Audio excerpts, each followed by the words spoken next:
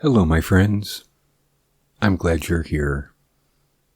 Thank you for putting up with my rather sporadic posting schedule that I've been doing lately. It's been kind of crazy around here. But as a way of saying thank you, I'd like to present to you another Sherlock Holmes story. As usual, please click that subscribe button if you haven't already. Make a comment. I'm cool with that. And if you like little bell icon things, you can go ahead and click that. I've never used it myself, but hey, why not since you're down there clicking buttons anyways. So let's get into it. And as usual, sleep well.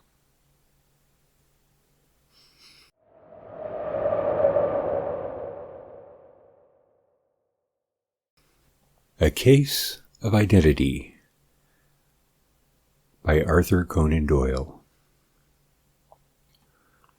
"My dear fellow," said Sherlock Holmes as we sat on either side of the fire in his lodgings at Baker Street, "life is infinitely stranger than anything which the mind of man could invent. We would not dare to conceive the things which are really mere commonplaces of existence.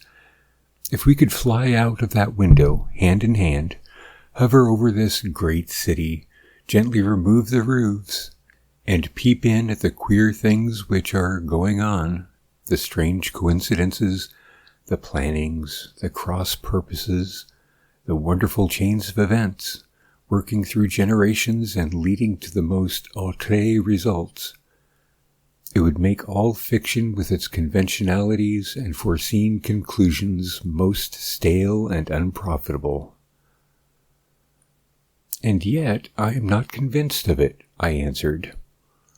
"The cases which come to light in the papers are, as a rule, bald enough and vulgar enough. We have in our police reports realism pushed to its extreme limits. And yet the result is, it must be confessed, neither fascinating nor artistic. A certain selection and discretion must be used in producing a realistic effect," remarked Holmes.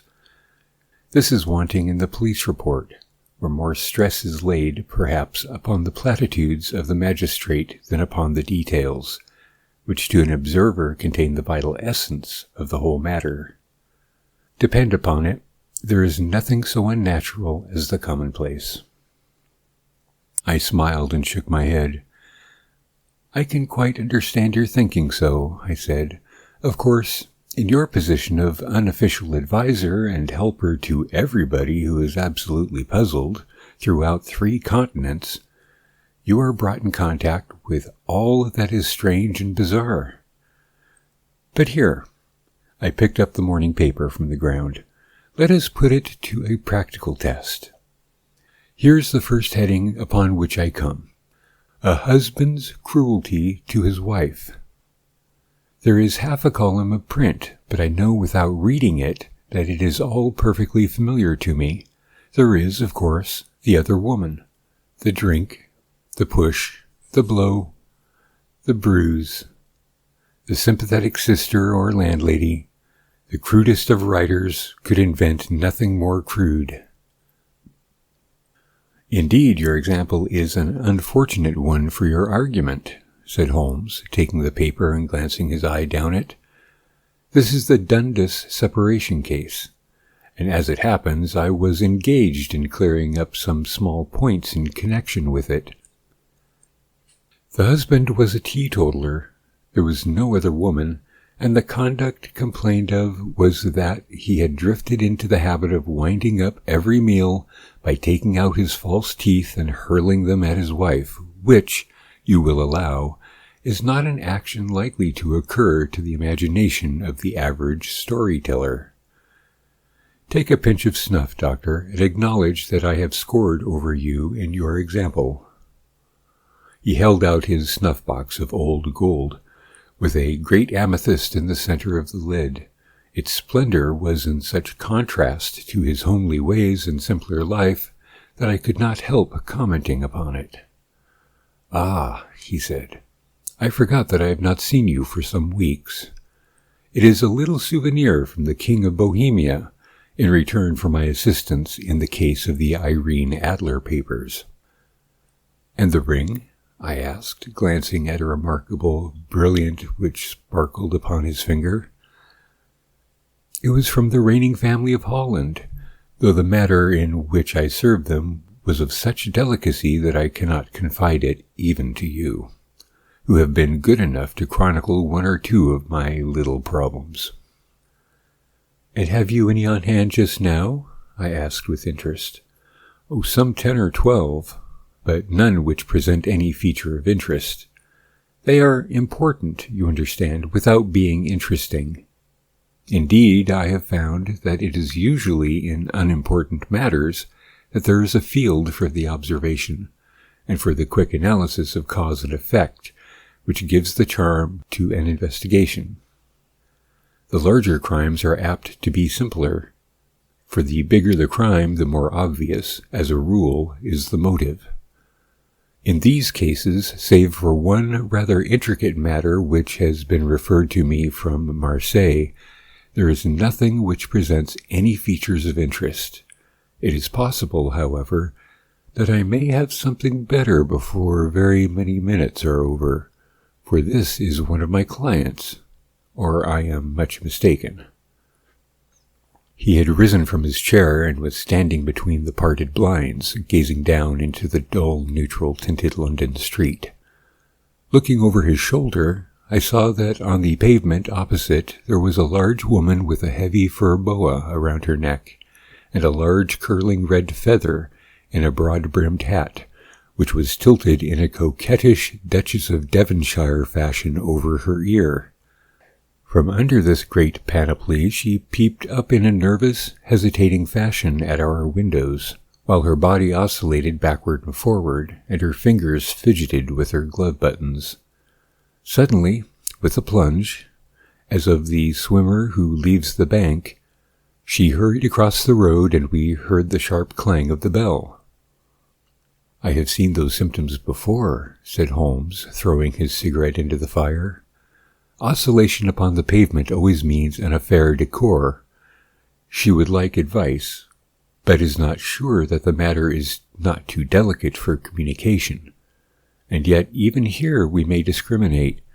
When a woman has been seriously wronged by a man, she no longer oscillates, and the usual symptoms is a broken bell wire.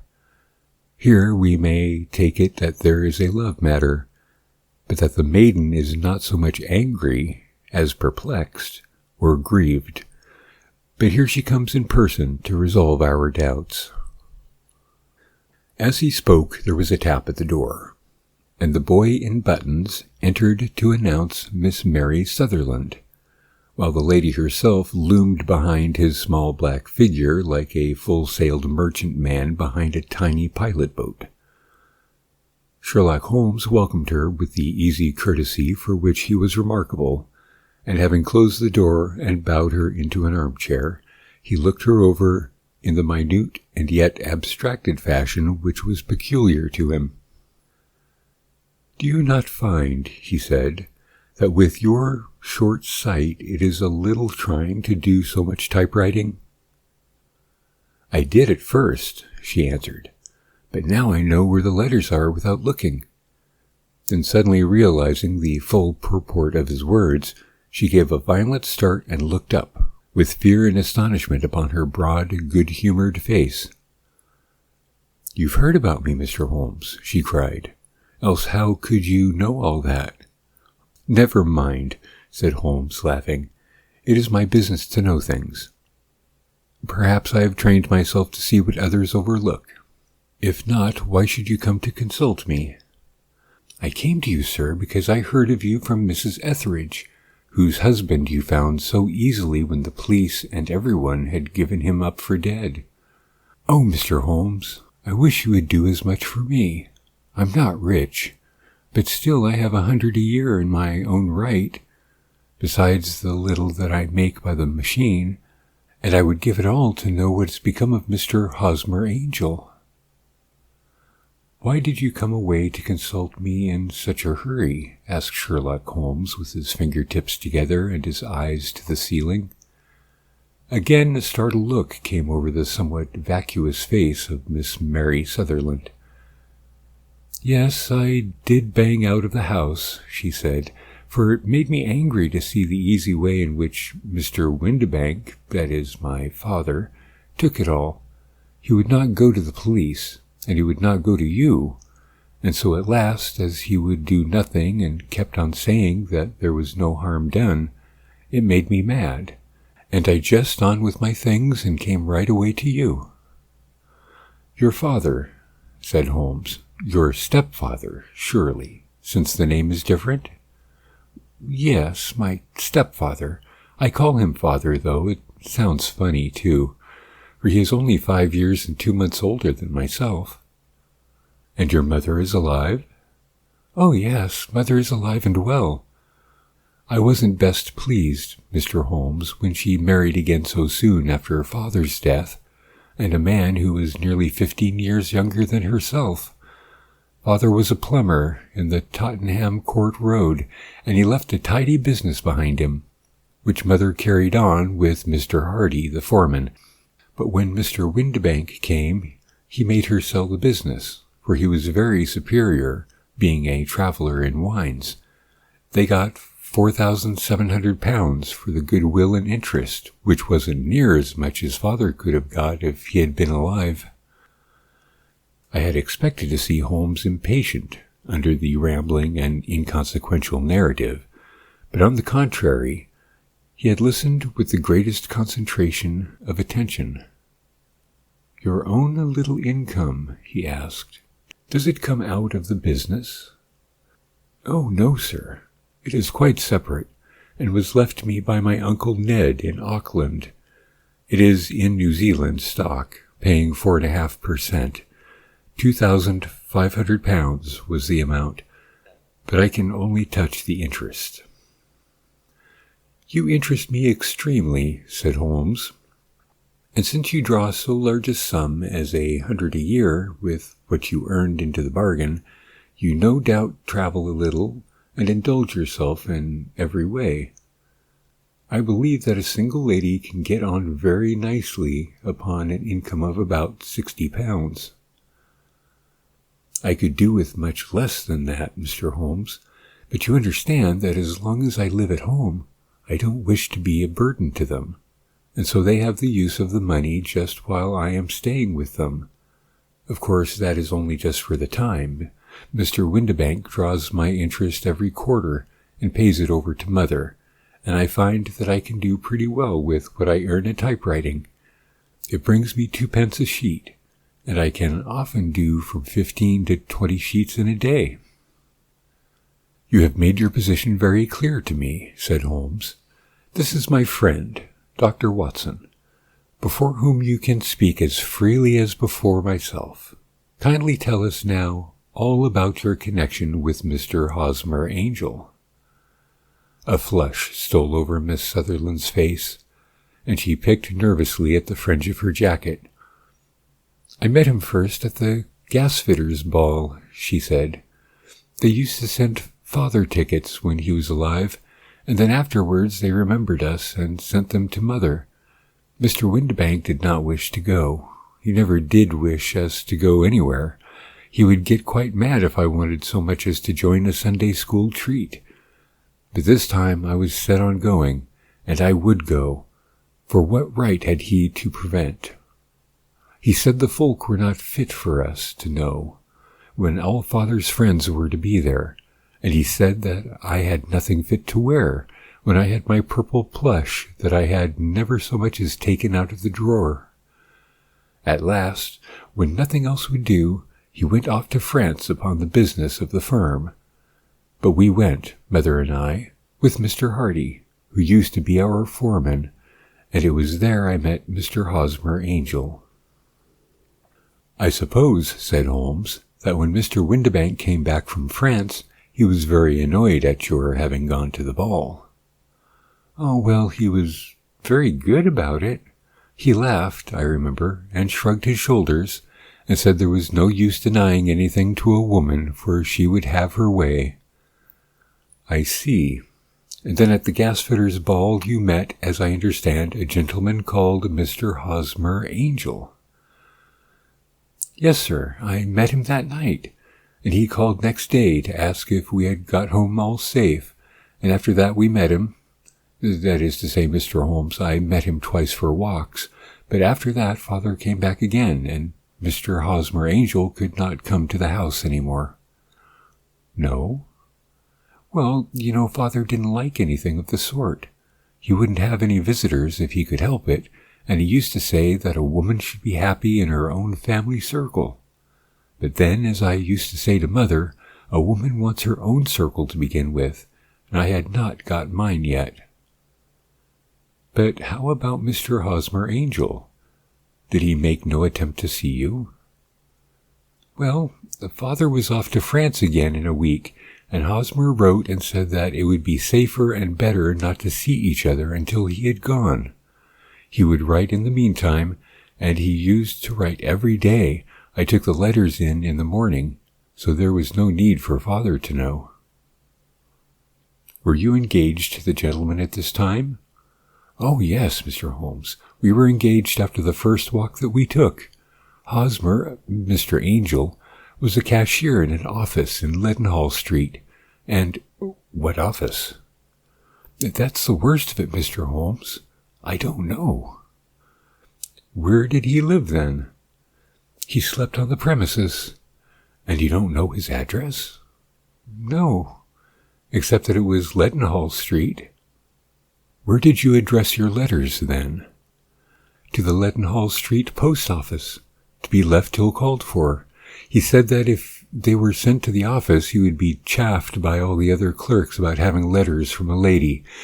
So I offered to typewrite them, like he did his, but he wouldn't have that, for he said that when I wrote them, they seemed to come from me. But when they were typewritten, he always felt that the machine had come between us. That will just show you how fond he was of me, Mr. Holmes, and the little things that he would think of." "It was most suggestive," said Holmes.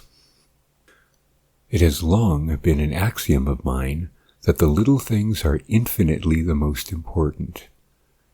Can you remember any other little things about Mr. Hosmer Angel?" "He was a very shy man, Mr. Holmes. He would rather walk with me in the evening than in the daylight, for he said that he hated to be conspicuous. Very retiring and gentlemanly he was. Even his voice was gentle. He'd have the quinsy and swollen glands when he was young, he told me, and it had left him with a weak throat, and a hesitating, whispering fashion of speech. He was always well dressed, very neat and plain, but his eyes were weak, just as mine are, and he wore tinted glasses against the glare." "Well, and what happened when Mr. Windibank, your stepfather, returned to France?" "Mr. Hosmer Angel came to the house again and proposed that we should marry before Father came back. He was in dreadful earnest and made me swear, with my hands on the testament, that whatever happened, I would always be true to him. Mother said he was quite right to make me swear, and that it was a sign of his passion. Mother was all in his favor from the first, and was even fonder of him than I was. Then, when they talked of marrying within the week, I began to ask about Father, but they both said never to mind about Father, but just to tell him afterwards, and Mother said she would make it all right with him. I didn't quite like that, Mr. Holmes. It seemed funny that I should ask his leave, as he was only a few years older than me, but I wouldn't want to do anything on the sly, so I wrote to Father in Bordeaux, where the company has its French offices, but the letter came back to me on the very morning of the wedding." "It missed him, then?" "Yes, sir, for he had started to England just before it arrived." "Ha! That was unfortunate.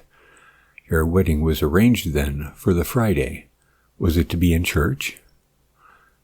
"Yes, sir, but very quietly. It was to be at St. Saviour's, near King's Cross, and we were to have breakfast afterwards at the St. Pancras Hotel.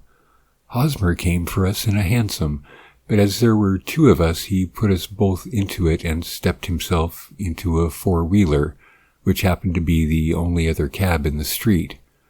We got to the church first, And when the four-wheeler drove up, we waited for him to step out, but he never did.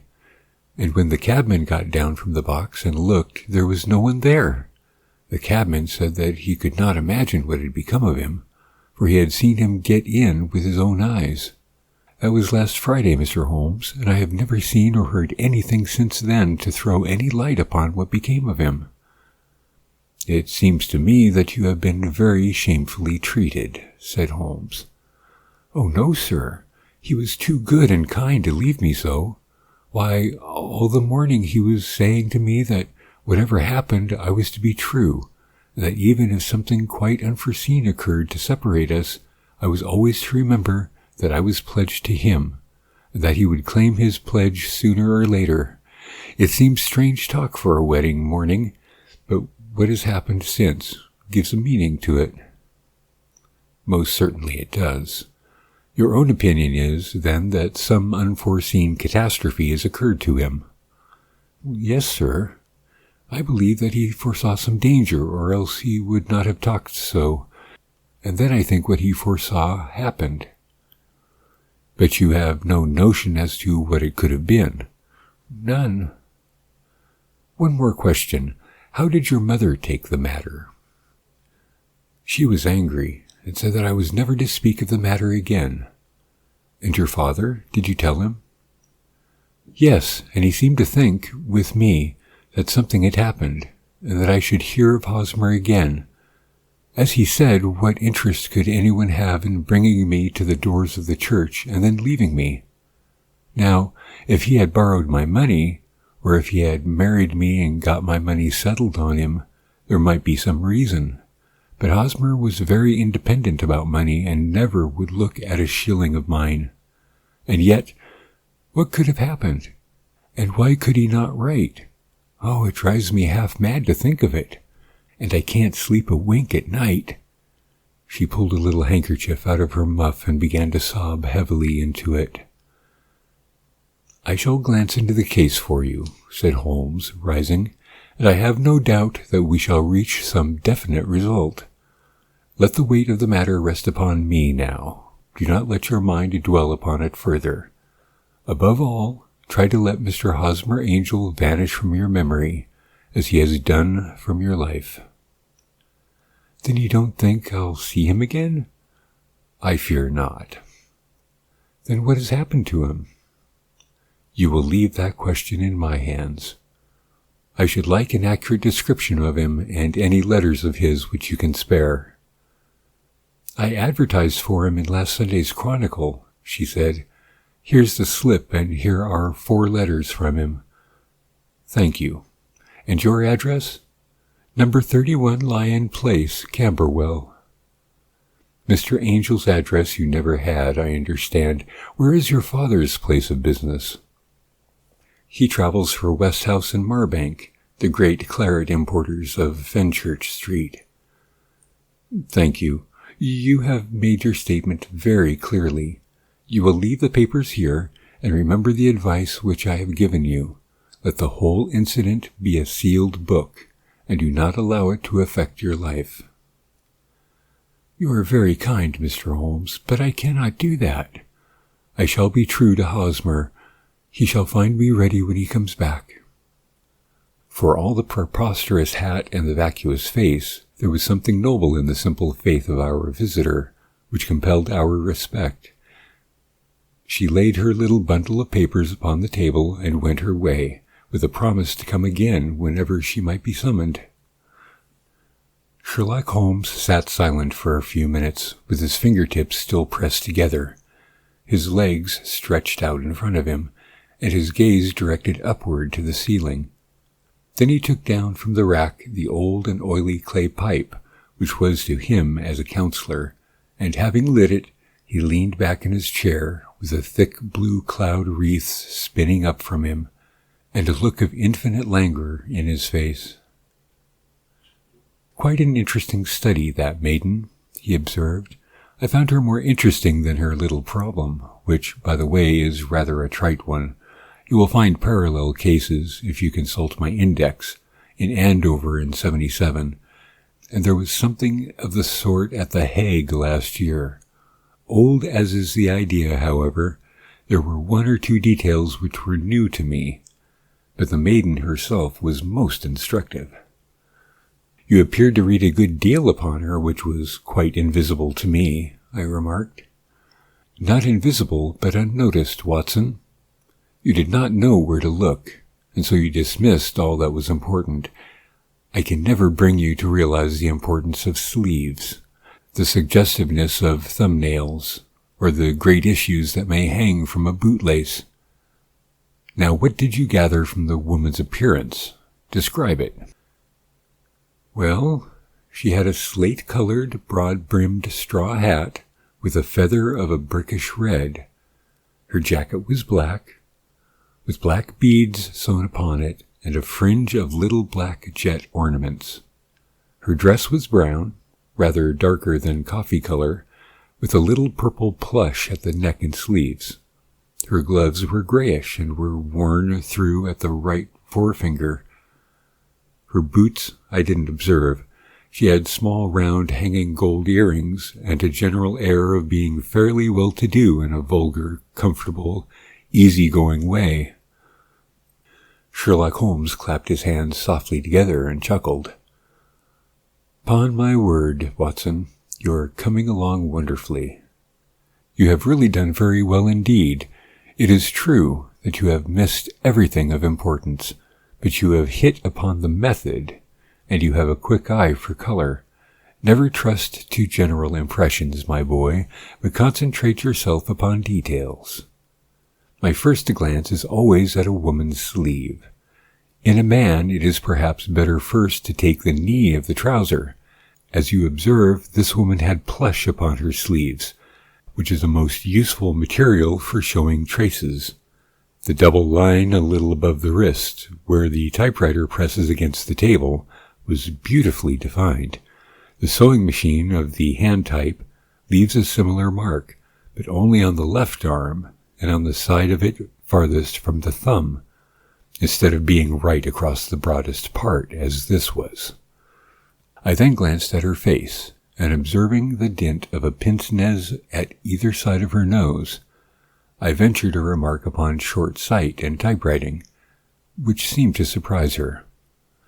It surprised me, but surely it was obvious. I was then much surprised and interested in glancing down to observe that, though the boots which she was wearing were not unlike each other, they were really odd ones, the one having a slightly decorated toe tip and the other a plain one. One was buttoned only in the 2 lower buttons out of 5, and the other at the 1st, 3rd, and 5th.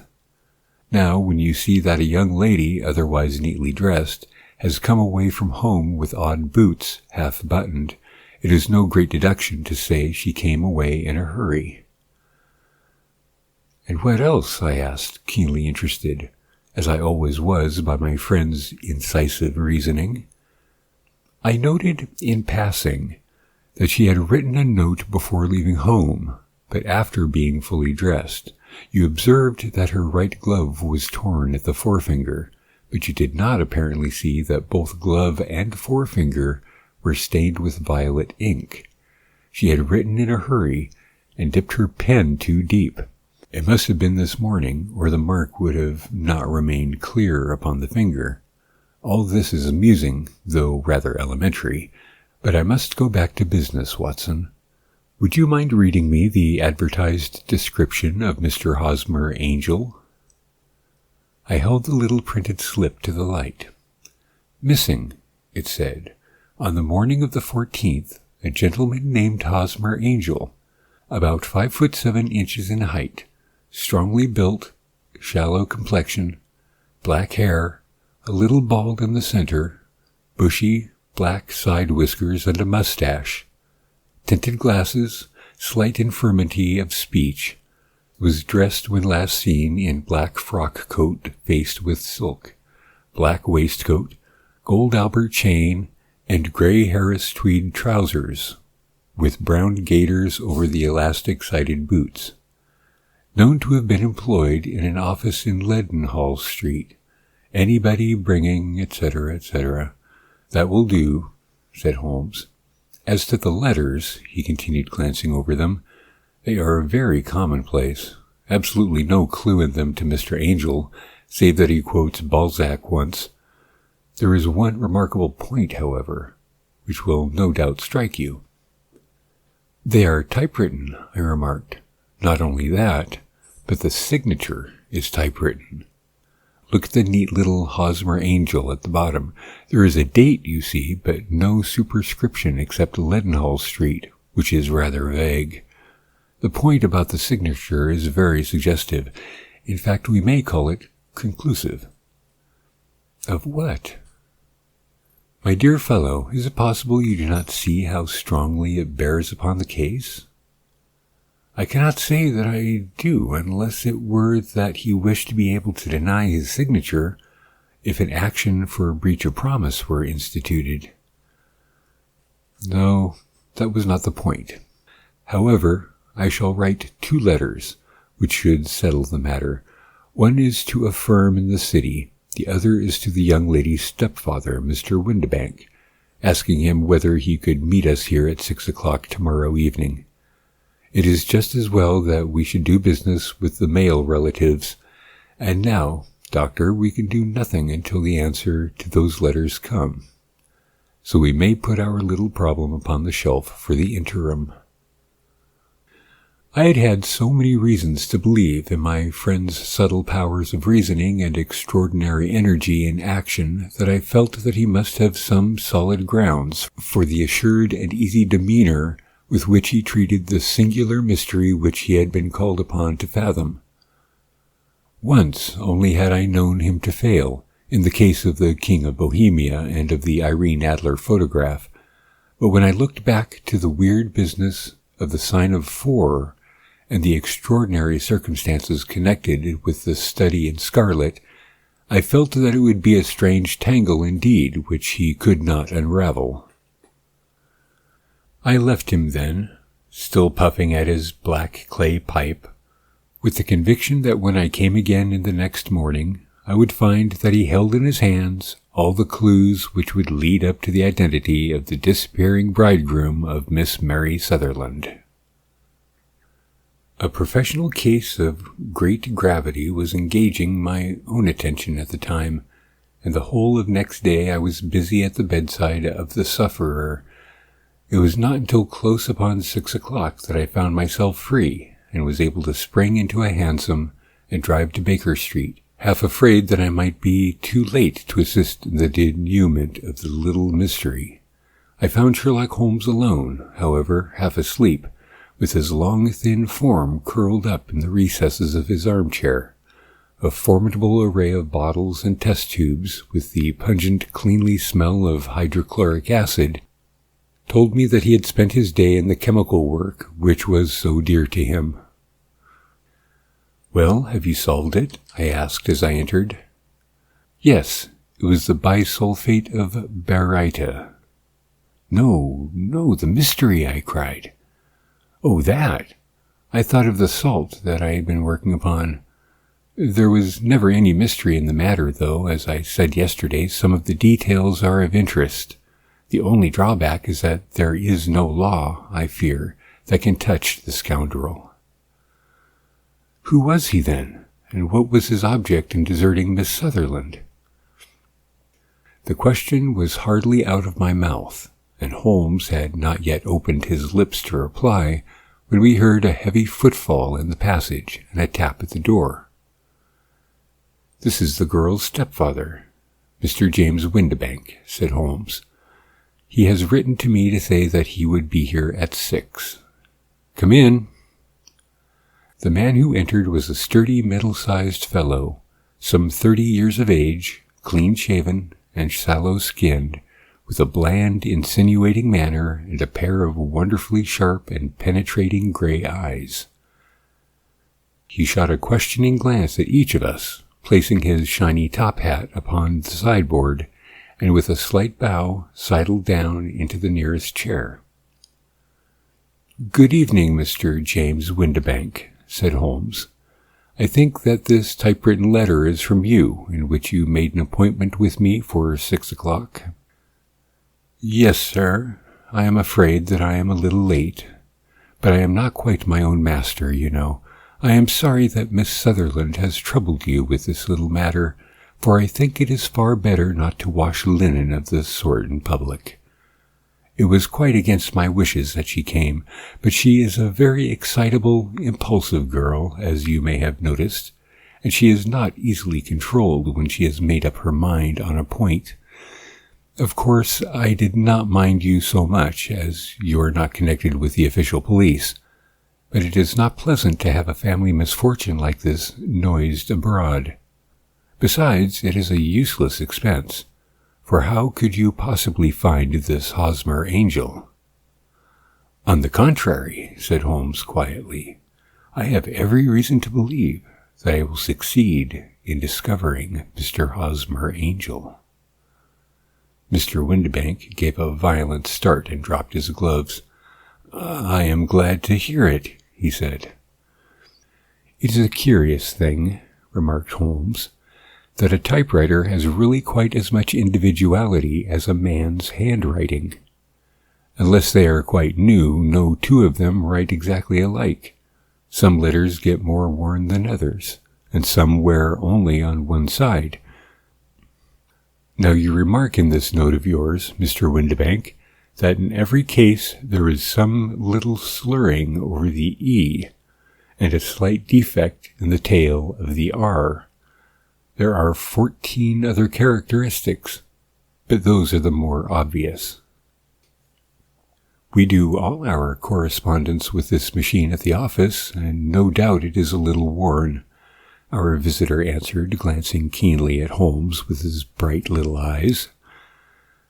And now I will show you what is really a very interesting study, Mr. Windibank, Holmes continued.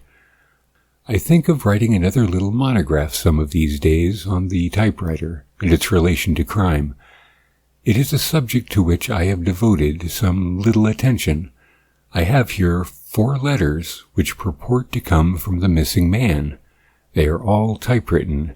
In each case, not only are the E's slurred and the R's tailless, but you will observe, if you care to use my magnifying lens, that the 14 other characteristics to which I have alluded are there as well. Mr. Windibank sprang out of his chair and picked up his hat. I cannot waste time over this sort of fantastic talk, Mr. Holmes, he said. If you can catch the man, catch him, and let me know when you have done it. Certainly, said Holmes, stepping over and turning the key in the door. I let you know, then, that I have caught him. What? Where? Shouted Mr. Windibank, turning white to his lips and glancing about him like a rat in a trap. Oh, it won't do. Really it won't, said Holmes suavely. There is no possible getting out of it, Mr. Windibank.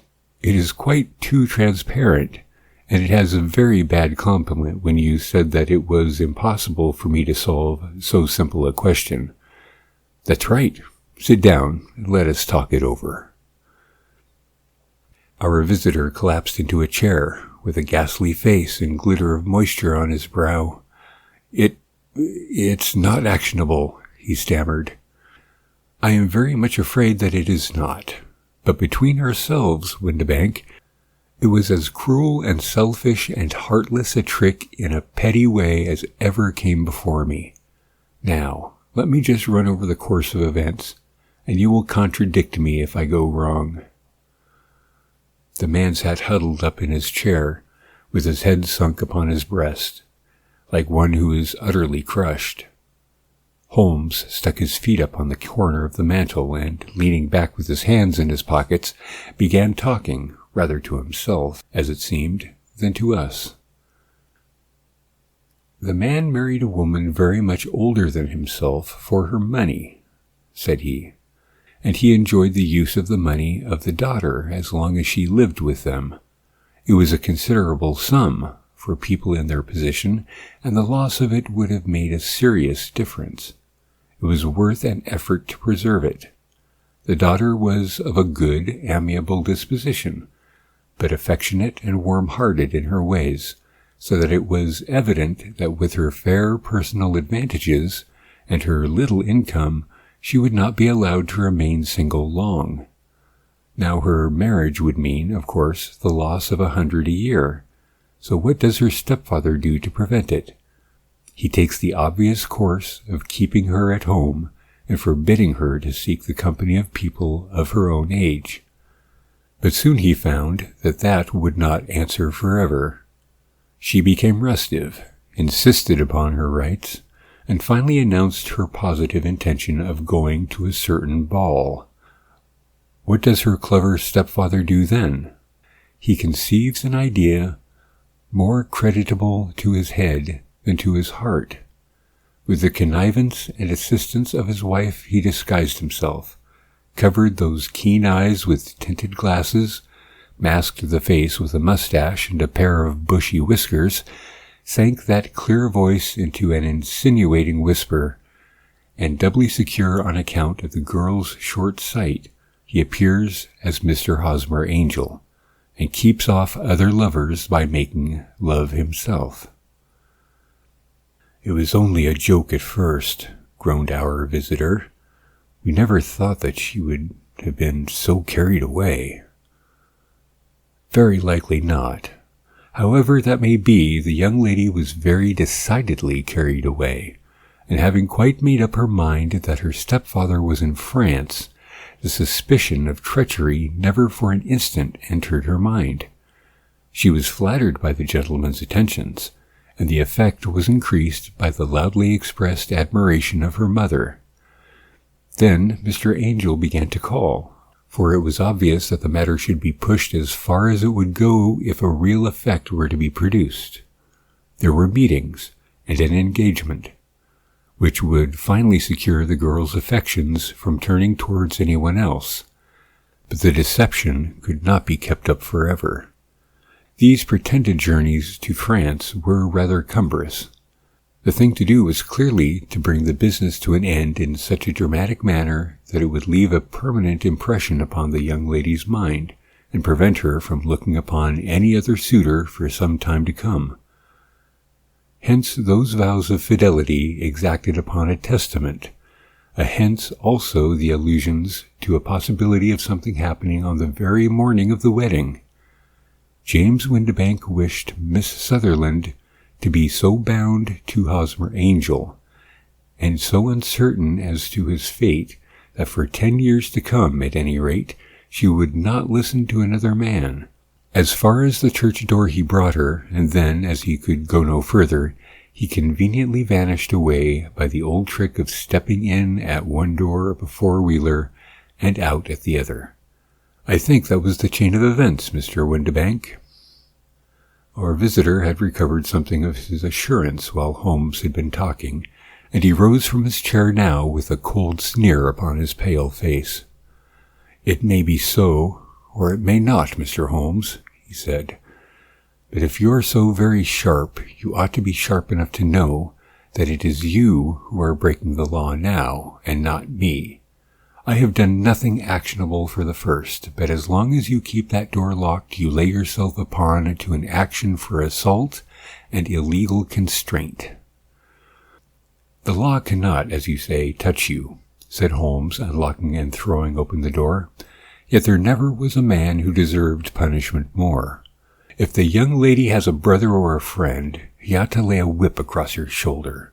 By Jove," he continued, flushing up at the sight of the bitter sneer upon the man's face, "it is not part of my duties to my client, but here's a hunting crop handy, and I think I shall just treat myself to—" He took 2 swift steps to the whip, but before he could grasp it, there was a wild clatter of steps upon the stairs.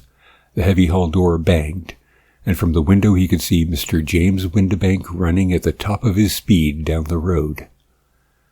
"There's a cold-blooded scoundrel," said Holmes, laughing, as he threw himself down into his chair once more. "That fellow will rise from crime to crime until he does something very bad and ends on a gallows. The case has, in some respects, been not entirely devoid of interest."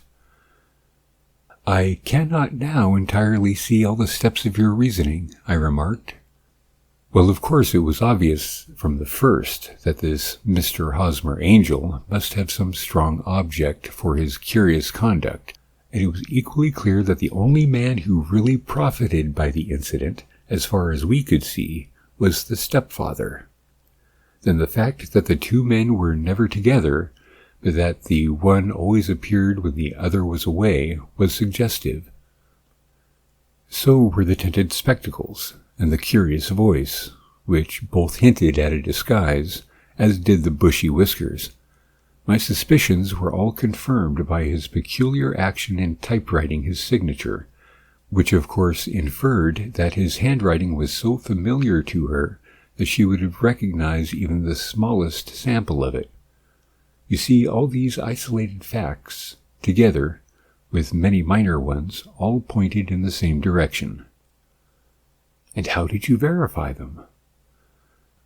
Having once spotted my man, it was easy to get corroboration.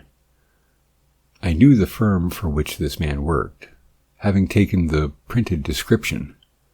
I eliminated everything from it which could be the result of a disguise, the whiskers, the glasses, the voice, and I sent it in to the firm, with a request that they would inform me whether it answered to the description of any of their travelers.